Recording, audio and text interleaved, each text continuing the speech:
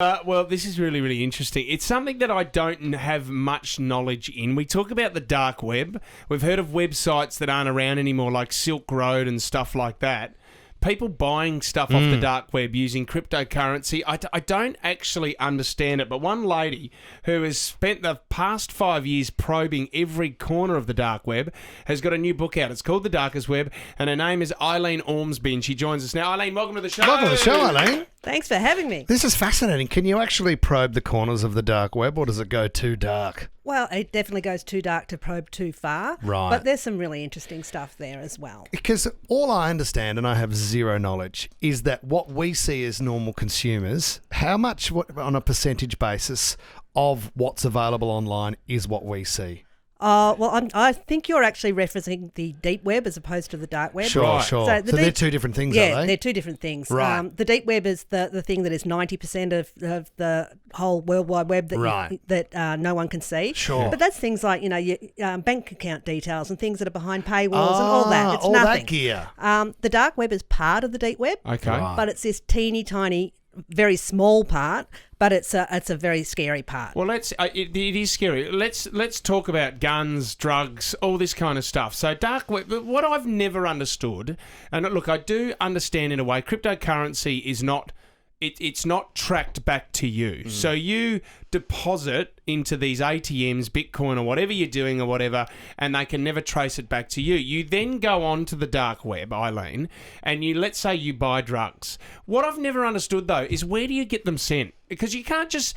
Then it's traced back to you. If you put your name and your address, and these drugs are sent to you, and I've heard that this is what people do, then cops know that what your address is and your name. So how do they do it? How do the cops know that?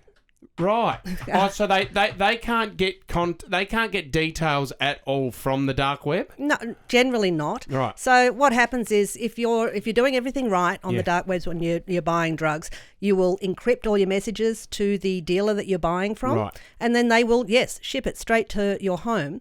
But the fact is you're just buying something for yourself for the weekend. You're buying like a little bag of powder or something. It goes into a business envelope.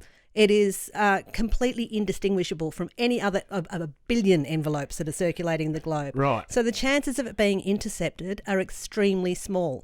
And also the chances of, police having the resources to track you down when, for just a gram of MDMA or something is very, very unlikely.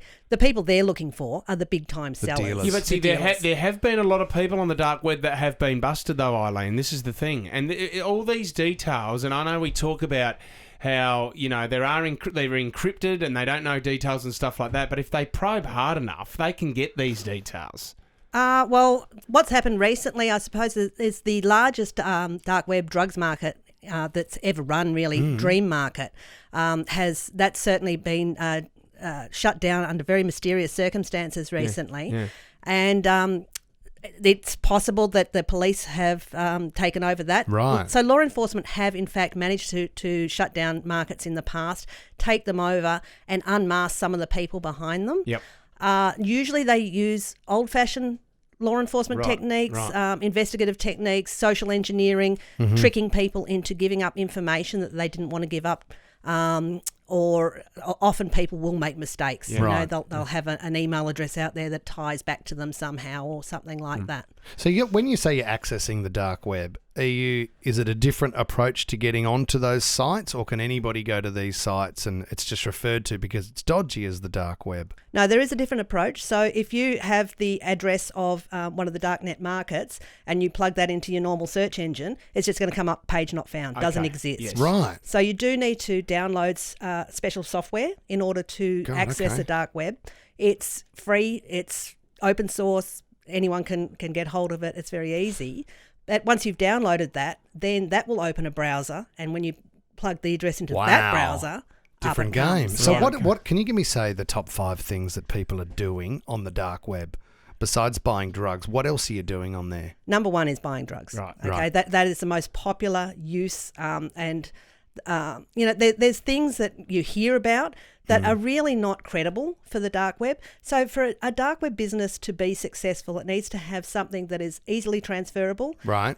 Repeat customers. So because if you're a one-off customer and you hand over your Bitcoin to some anonymous person on the dark web, why would they carry out a hit for you or do anything like that? It's they don't need to. They'll just take your money and run. But if you're a drug dealer, you want that person to come back over and over and over again. So you give them really good service. Right, so I can't buy a hitman on the dark web. Generally not. A lot of people have tried. Damn it, yeah. And there is one particular hitman operator that has made hundreds of thousands of dollars of people trying. Wow. And Pretending to be a hitman. yes. And then taking their money. man. taking their money. This is Wow. heavy. And like seriously, I got quite involved with this hitman. What happened was, it's a bit of a story, but a while ago his site got hacked, and that hacker provided me with the ability to get into his site and have a look at everything that's going on. Brilliant. And so what I saw was all these people that were ordering hits on other people. And who the people were that were going to be hit. Who the people were that were going to be hit. Oh. And but also I saw all his messages back to the people that ordered the hits. Yeah. And he was like a Nigerian scammer. He was Yeah. really, really good at what he was doing, drawing more and more money out of these people. Yep. But never carrying out any hits. And then I wrote about him, and he got in contact with me, and he said, stop writing about me. I'm a real hitman, and I'm going to send people around to kill you and your family. Oh, my God. But I'm still in his emails and know that he doesn't want to kill anyone. Yeah. So I'm not that scared. Because I was thinking when you started that, you don't want to see that information. You don't want to know that stuff. No, well, Do you generally feel not. Do you feel obliged to hand that on to the police? Absolutely, absolutely. And And is that what you did? yes, but that was a real headache as well, because the police have suddenly got this person saying, dark web, hitman, and all this, no one believes No one anything's understands happening. it. No. And so one particular story that comes up in the book is, passed on this information to the FBI about a woman in Minnesota that someone had paid $12,000 to have hit. And they did do something about it. They visited her and all that, but it was a bit like dark web. We don't know what's going on. And she wound up dead. So Far out. See, this is the thing, though. Yeah, it you wouldn't scares even me. want to. And Eileen, I mean, getting an email like that from someone saying that I'm going to come after you and your family would freak me out in the first place. okay, well then after that, Yeah. after a while when he realised that I wasn't afraid, he offered me a job. He offered me a job to rewrite his... What, as a hitman? No, well... First of all, he offered me a job to rewrite his site because English was his second language, so his site wasn't that good. And he liked to put up lots of testimonials from Yes. happy customers that had It was successful hits. I had the best kill ever. Yeah, exactly. I never liked my auntie, and he did it in a week's time. Oh, R.I.P. Reliable, auntie. A+. See you, Trace.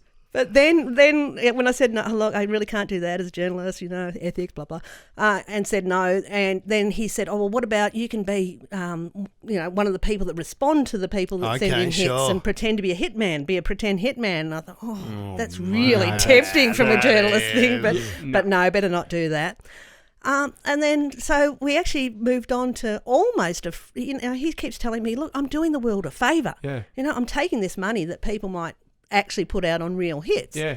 And I was sort of fair enough. But eventually I got invited on CBS 48 Hours as a consultant to one of their programs that was about the murder that had happened. Yep.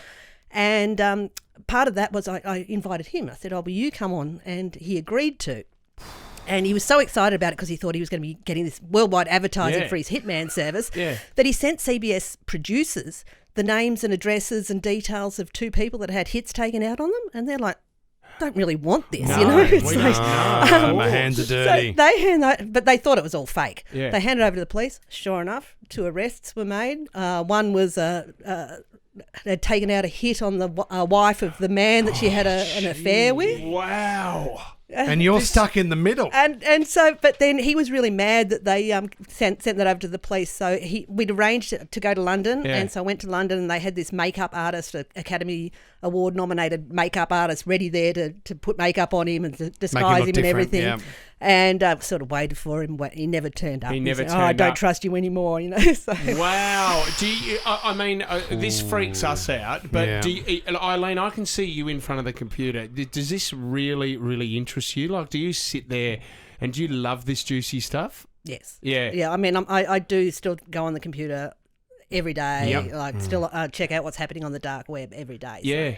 Wow. I find it interesting from a journalist perspective, but yeah. Because I'd love you to crack into this. Like, do you do any hacking? I'd love you to hack into the Sydney Swans records and see what Fitzy stats really were, because he's been lying on this show forever. I've got the video as well. I'll show you once again. I kicked 5 on debut.